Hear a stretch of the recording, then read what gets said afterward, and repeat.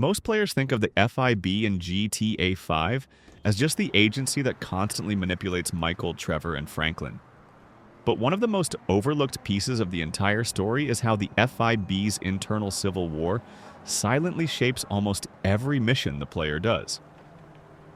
What makes this interesting is that the game never fully spells it out, yet it's happening behind the scenes from the moment Michael is pulled back into crime.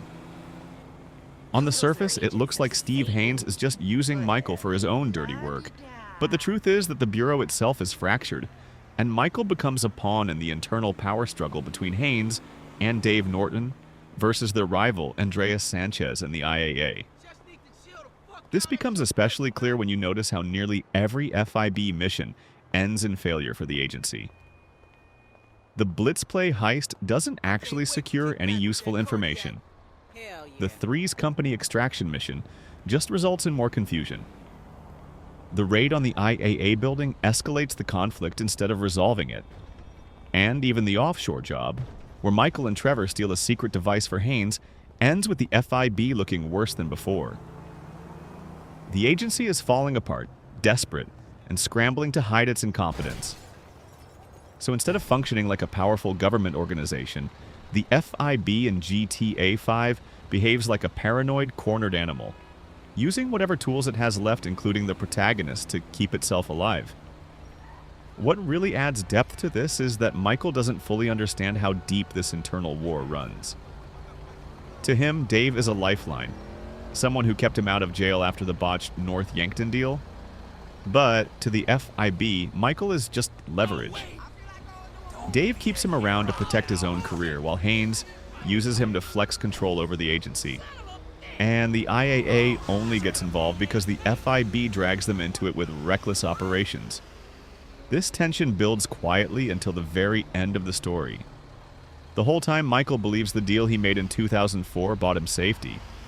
Instead, it bought him 10 years of being monitored, used, and manipulated, all because Dave needed a convenient cover story to save his own job.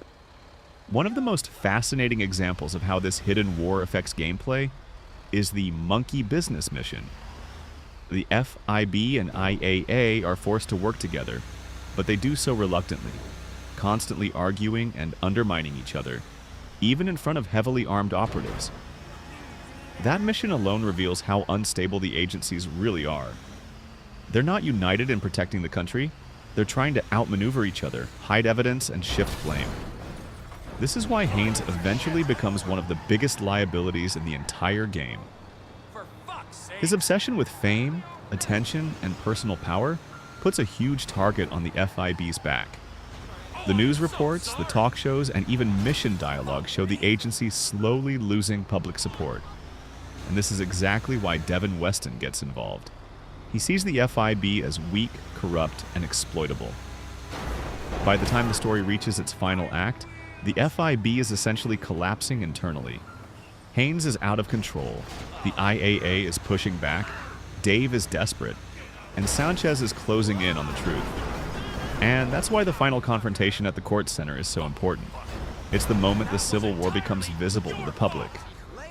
Gunfire, agents turning on each other, civilians watching live, all of it is the FIB tearing itself apart. And Michael, Trevor, and Franklin are stuck in the middle of the explosion they helped create, even if they didn't mean to. This is what makes the FIB storyline in GTA 5 so underrated. It's not just government corruption, it's a full-blown internal collapse disguised as missions.